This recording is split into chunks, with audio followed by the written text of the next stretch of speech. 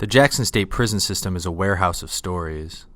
The sprawling system has incarcerated some of Michigan's worst murderers, rapists, and thieves over the years. Prison is no guarantee a criminal will change their ways, though. One day in 1985, an inmate on a work crew in eastern Jackson County walked off, robbed and killed a husband and wife, then returned to prison like no big deal. Welcome to Michigan Crime Stories.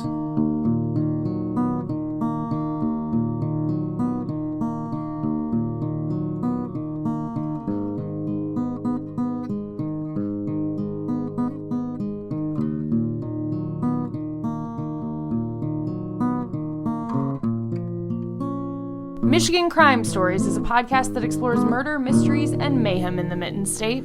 Criminal behavior has always enthralled us. It's when societies determine what is and isn't allowed. We assume heinous crimes are committed by monsters, individuals we dehumanize in an effort to make sense of their deeds. Their victims sometimes seem distant, just faded names in a passing headline. But the terrifying truth is that crimes are committed by ordinary people just like you and me. And many of those crimes happen right in our own backyard. My name is Darcy Moran. And this is John Counts. We're reporters for MLive.com and your hosts for Michigan Crime Stories. This episode is called The Walkway, reported by MLive reporter Leanne Smith.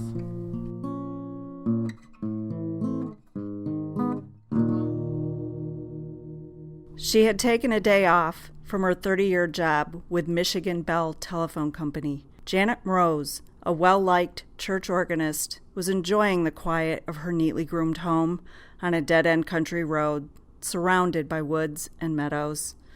Her husband, Edward, was just outside farming the hay fields around their rural Leone Township home in eastern Jackson County. Neither of them, or any of their neighbors, felt unsafe that their properties bordered Southern Michigan Prison's Root Farm. They thought nothing of occasionally seeing some of the 106 inmates who cared for 1,000 head of cattle that helped feed prisoners. That peaceful existence changed later that day, June 4th, 1985, when the Moroses' 20-year-old daughter found her father in a blood-spattered bedroom with 8 stab wounds in his chest, and her mother in a bathtub with a rusty knife stuck in her chest. The murders of Edward and Janet Morose not only ended the almost casual way people lived in proximity with prisoners, it brought a demise to the Southern Michigan prison farm system and changed the way prisoners were housed. Southern Michigan Prison had operated prison farms since the 1930s. In 1985, there were 5 farms that produced everything from corn, hay, and vegetables to cattle, pigs, and chickens. There were 531 inmates on these farms, even though their capacity was only 355. Originally designed for prisoners with the best behavior, overcrowding throughout the prison system now was putting violent offenders, including murderers and rapists, on these less secure farms. It became common for prisoners to walk away from these farms in an attempt to escape. In the first 6 months of 1985, 60 had left SMP's minimum security facilities, including the farms. It was so routine, these events were referred to as walkaways. No walkaway had ever committed a crime and then returned to prison before, but police were not ruling out that was what happened with the Morose murders. Brad Flory had been the Jackson Citizen Patriot's prison and courts reporter for just 3 months when he began covering this story. As I recall, the prison spokesman said that they couldn't rule it out that prison inmates were involved. The inmates had committed the murders, walked away from the prison, committed the murders, then returned before anybody noticed that they were gone. And there were a lot of people that were just assumed that was it, including the police, the county sheriff's department. And to me, that being a young reporter, I thought that sounded unbelievable. How could people walk away from prison and kill somebody and then come back and nobody even noticed they were gone? I mean, at first I didn't put much stock in it, but I was proven wrong on that. Police told those neighboring the prison farms to lock their doors. They began keeping loaded weapons in their homes. Police declared war on the walkaways.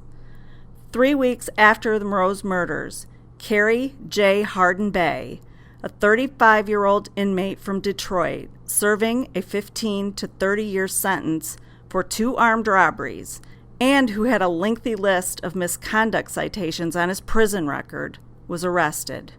On the day of the murders, Hardin Bay was mending fences near the Moreau's property.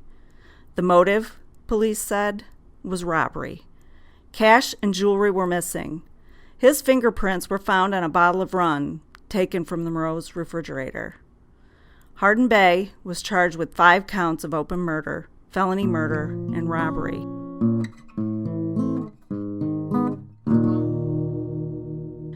After writing to him in prison, Flory secured an interview with Hardin Bay. The prisoner spoke, Flory said, in a flair that fills ballot boxes for politicians and plates for preachers. He couldn't be guilty of this crime because the murderer used a knife. And if he would have wanted to kill somebody, he could do it with one finger.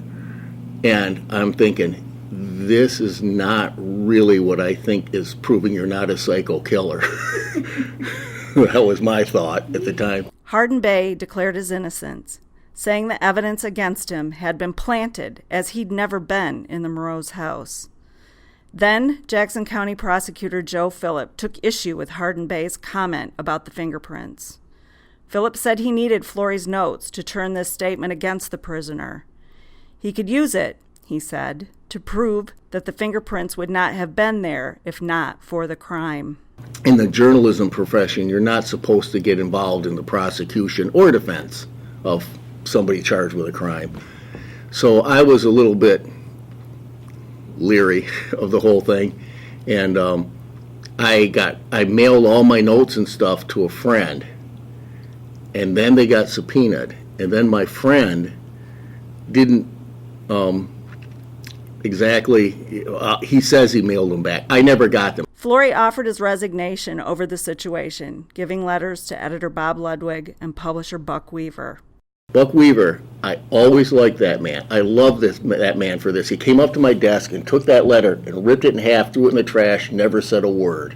A second inmate, Herbert A. Studdard, 25 of Milan, serving a 12 to 30-year rape sentence, was later charged with robbery and murder in connection with the Moreau's murders.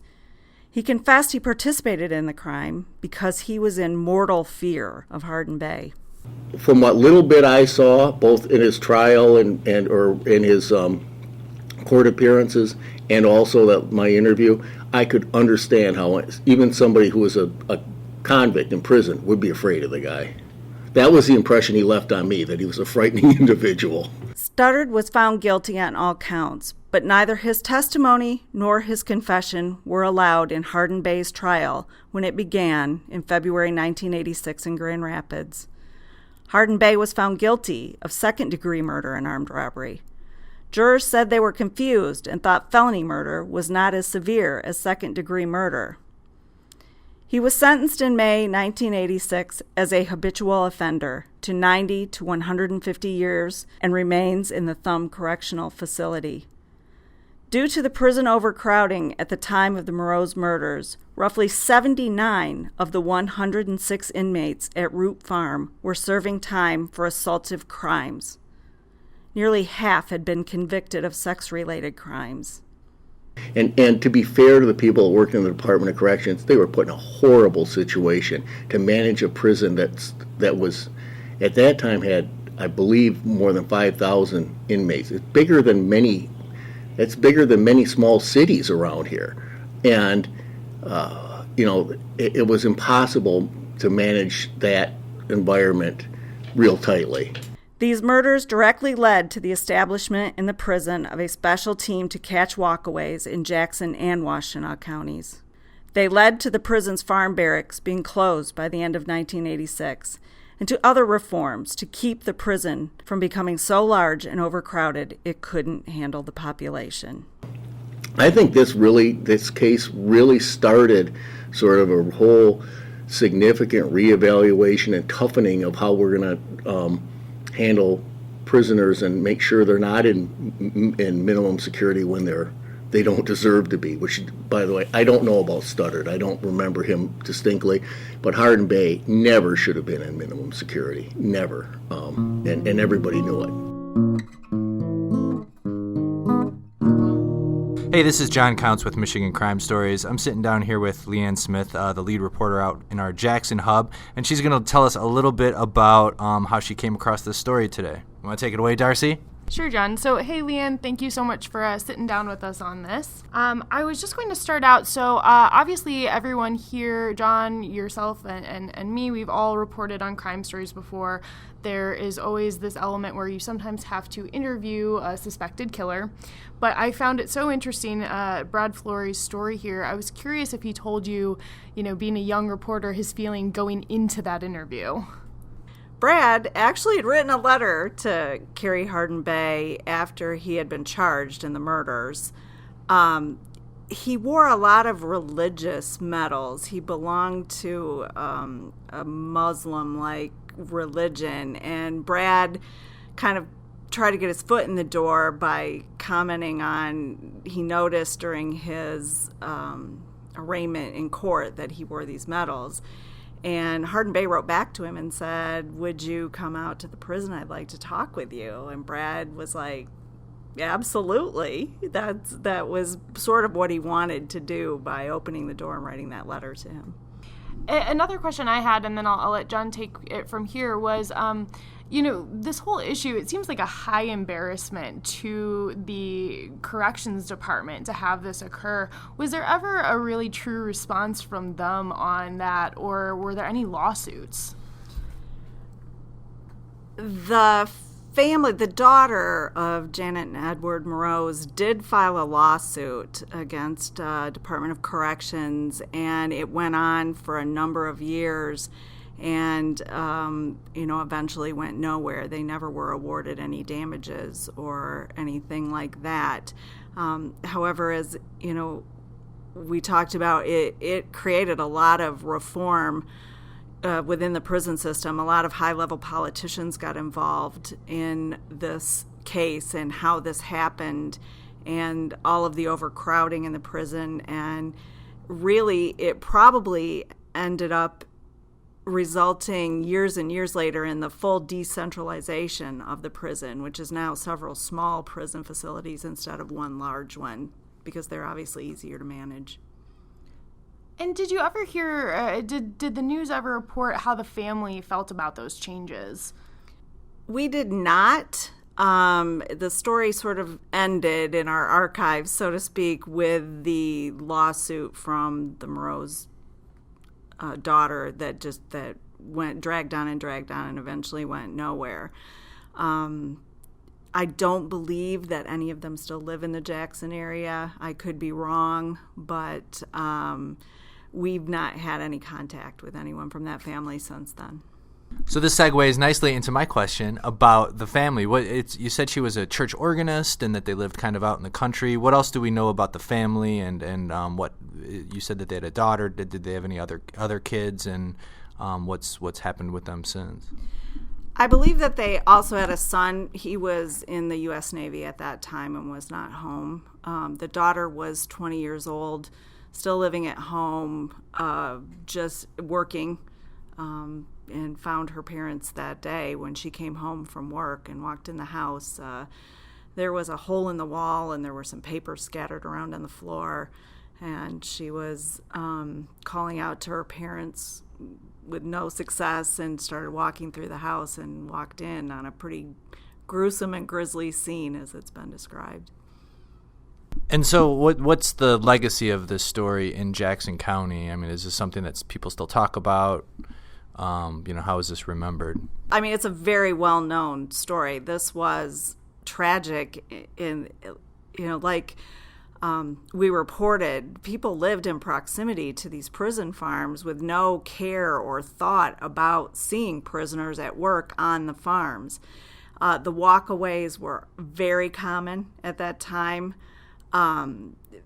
We had signs all around the perimeter of the city of Jackson warning people not to pick up hitchhikers. Prison area, do not pick up hitchhikers. That was sort of how they handled it back then. this changed all that. People were very guarded in their homes. They did have loaded weapons in close proximity in the event that someone broke into the home, but that never had really happened until Carrie Hardin Bay broke into the Moreau's home, and he was truly a hardened criminal that did not belong in a minimum security facility, which is what the prison farms were. They were for trustees, what the prison termed trustees, very low risk, low crime prisoners.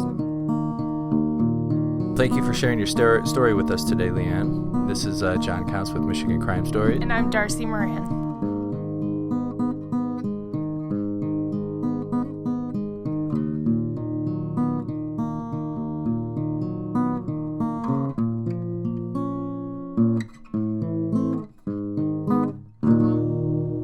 Thanks for listening, and stay tuned to Michigan Crime Stories for more episodes of mystery, murder, and mayhem in the Mitten State.